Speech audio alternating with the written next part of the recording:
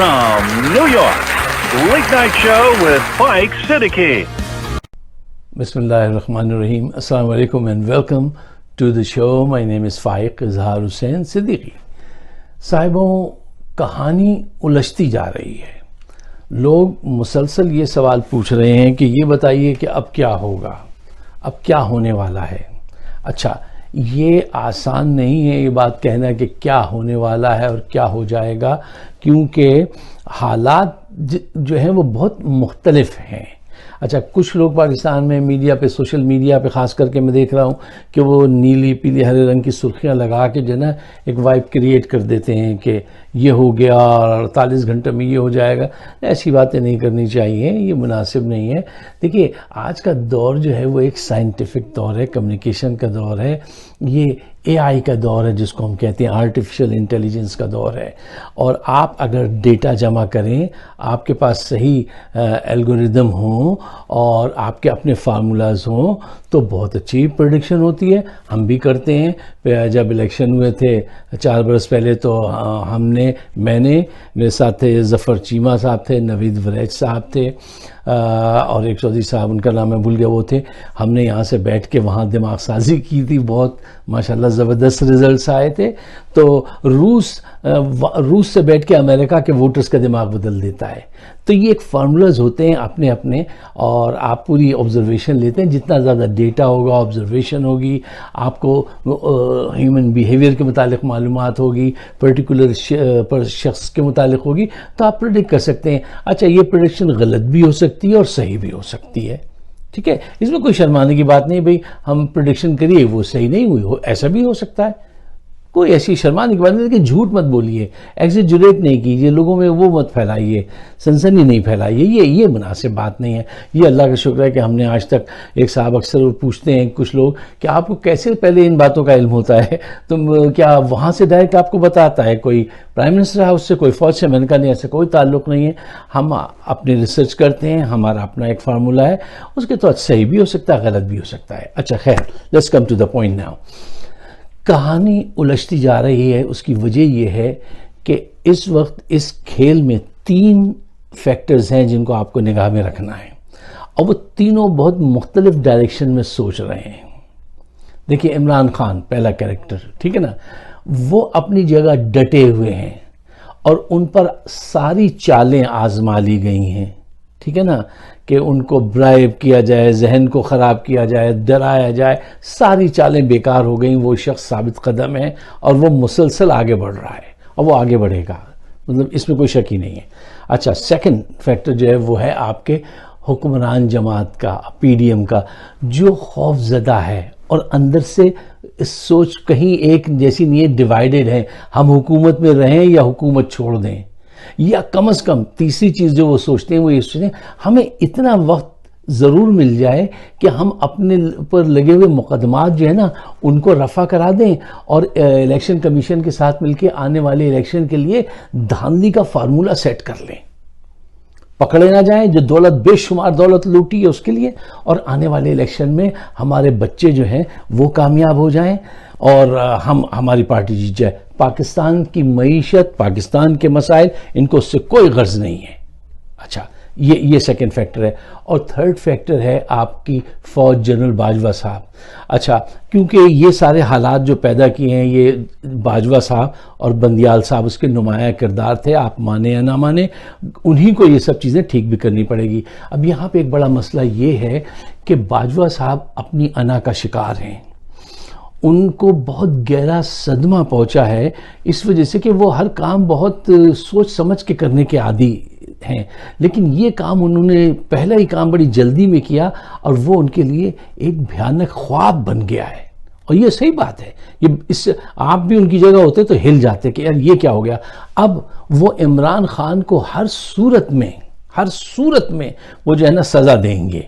अच्छा, तो वो क्या करेंगे, अब वो एक नई चीज़ डेवलप कर रहे हैं कि 10 साल के लिए टेक्नोक्रेट्स की हुकूमत लाई जाए, 2 साल का नाम लेकर कि 2 साल के लिए ला रहे हैं, फिर उसको बढ़ाते रहें और बताएंगे कि भाई ये फार्मूला है इस मुल्क को मईशत से, ख़राब मईशत को ठीक करने का, भंवर से निकालने का.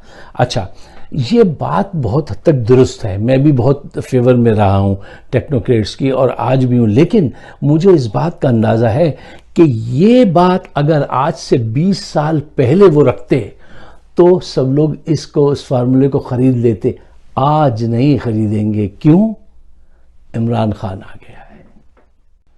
تو آپ کو جو صحیح بات پتہ چلے گی کہ آپ کس طرف جا رہے ہیں، وہ جیسے جیسے ٹائم گزرے گا تو ہی سچی صورتحال سامنے آئے گی.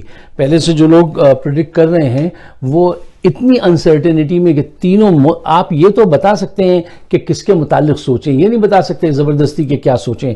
ہاں، آپ ان تینوں کیٹیگریز کو، ان تینوں اسٹائلز کو، ان تینوں طرز فکر کو سوچئے، دیکھیے اور پھر دیکھیے. گو ود دا فلو، ایک American saying, go with the flow. پھر اس کے ساتھ بہتے جائیے، جیسے لوگ عشق میں جھرنوں کے ساتھ بہتے ہیں، گاؤں میں دو پریمی رہتے ہیں، ویسے آپ سینسٹیو ہو جائیے جیسے پریمی سینسٹیو ہوتا ہے، اور اس کا جائزہ لیتے جائیے تو آپ کو پتا ہوگا کہ کیا ہو رہا ہے. پہلے سے یہ ابھی جو لوگ کر رہے ہیں یہ غلط بات ہے. اچھا، آئیے ذرا اور گہرائی میں اتر کے جائزہ لیجئے. دیکھیے، فوج کی طرف سے حکومت کو مکمل غنڈہ گردی کرنے کی اجازت نہیں ملی ہے. وہ ایسی غلطی نہیں کریں گے، ان کو ایسی غلطی نہیں کرنی چاہیے. پہلی غلطی تو انہوں نے یہ کی کہ کرپٹ لوگوں کو حکومت دلائی، اس میں ان کی مدد کی. یہ بڑی واضح سی بات ہے. کچھ لوگ ابھی بھی مجھ سے کہتے ہیں آپ ذکر کیوں کرتے ہیں، چھپا دیا کیجیے. نہ، بیماری کو چھپانے سے بیماری ختم نہیں ہوتی. اس کو بتانا پڑے گا، اس کو ڈائیگنوز کرنا پڑے گا، اس کے لیے علاج کرنا پڑے گا.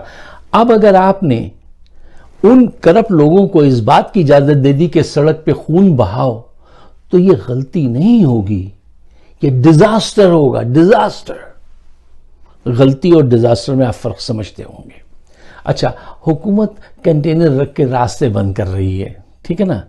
جو طوفان اس وقت پیدا ہو گیا ہے لوگوں میں، وہ ان کنٹینر سے رکنے والا نہیں ہے. وہ اچھا سا شعر سنیے ڈاکٹر بشیر ولد صاحب کا، کیا تھا کہ ہم بھی دریا ہیں، ہم بھی دریا ہیں، ہمیں اپنا ہنر معلوم ہے. ہم بھی دریا ہیں، ہمیں اپنا ہنر معلوم ہے. جس طرف بھی چل پڑیں گے راستہ ہو جائے گا. لوگ جانتے ہیں یہ کنٹینرز کو کیسے ہٹانا ہے. میں نے دیکھا ہے لوگوں کو، ان کی قوت جذبے کو، وہ کنٹینر کو ادھر سے ادھر موو کر دیتے ہیں.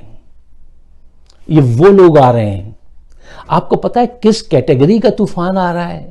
7th کیٹیگری کا طوفان آ رہا ہے، جس میں ہوائیں چلتی ہیں 200 and 250 میٹر پر مائل کے حساب سے.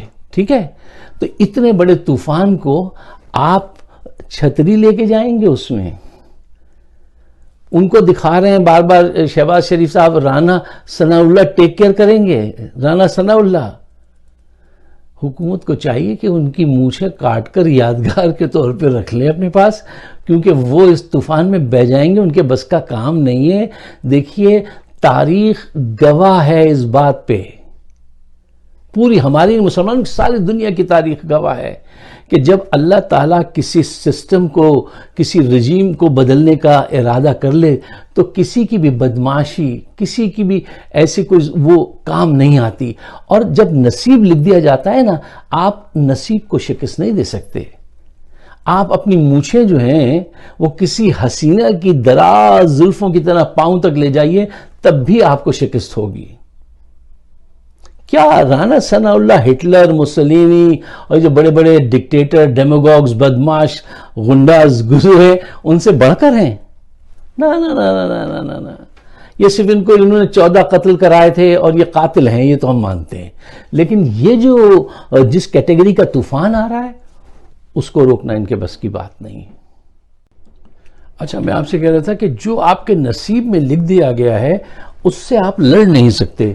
اچھا، اس پہ ہمیں اللہ کی طرف سے کیا گائیڈنس ملتی ہے، احادیث میں کیا گائیڈنس ملتی ہے، میں اس اینگل سے سوچتا ہوں، اس روشنی میں اس کو پرکھتا ہوں. ہمارے ایک دوست ہیں جو ایک بہت بڑی نامور یونیورسٹی میں یہاں پہ پڑھاتے ہیں، اور وہ میرے بڑے دوست ہیں، بڑی اچھی فون پہ گپ شپ رہتی ہے. تو وہ بہت بلکہ متاثر ہوتے ہیں، بہت زیادہ تعریف کرتے ہیں، شرم بھی آتی ہے، کس سے مجھے کمپیئر کر دیتے ہیں. پھر ایک بات کہتے ہیں، یار فائق صاحب، جب آپ یہ مذہب کی جو بات کرتے ہیں نا، اسلام کی، یہاں پہ آ کے میرے آپ کے راستے جو ہے نا وہ الگ ہو جاتے ہیں. I'm sorry. تو میں ان سے کہتا ہوں میں نے کبھی آپ سے یہ کہا کہ ہمارے راستے ہمیشہ ایک رہیں؟ ہم مختلف راستے اختیار کر کے مختلف فکر کے ساتھ بھی اگر ایک ساتھ چل سکیں تو عظمت تو اس کی ہوگی. تو اس پہ پھر وہ بہت ہنستے ہیں, کہتے ہیں آپ قائل کرنے کی بھرپور صلاحیت رکھتے ہیں, یہ وہ بہت کرتے ہیں, لیکن یہ مذہب جو ہے اس کو بالکل کاٹ دیجئے.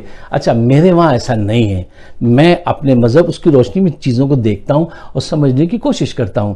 اچھا میں آپ سے کہتا ہوں ایک بات پہ غور و فکر کیجئے, اس بات کو کیسے سمجھا جائے کہ اللہ تعالیٰ کا فیصلہ کس طرف ہو رہا ہے.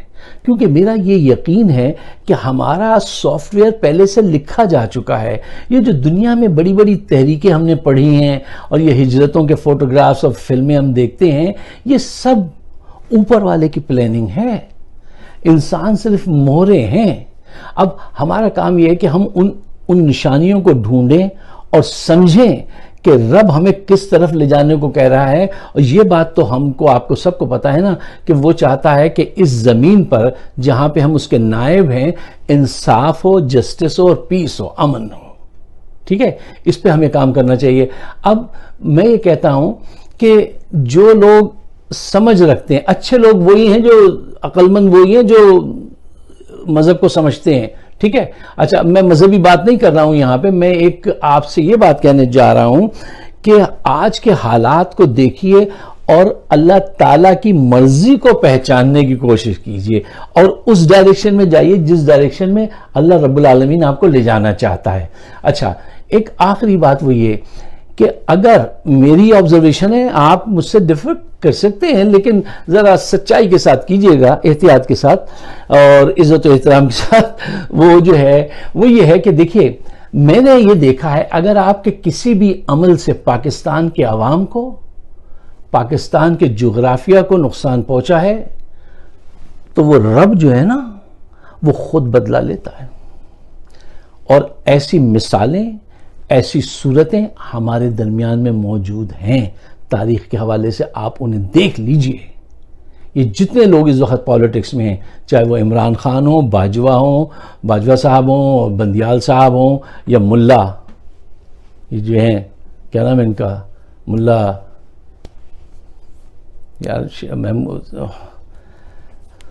فضل الرحمان صاحب ہوں, شہباز شریف ہوں, نواز شریف ہوں, آصف زرداری ہوں, یہ ایک بات کو اپنے دماغ میں رکھ لیں کہ آپ اپنا شمار تاریخ میں اقبال جناح, لیاقت علی خان, قدیر خان, عمران خان, غلام اسحاق خان ان کے ساتھ کرنا چاہتے ہیں, یا آپ کا ذکر بھٹو, مجیب الرحمان, یحییٰ خان, جنرل نیازی ان کے ساتھ ہو. یہ فیصلہ آپ کو کرنا ہے.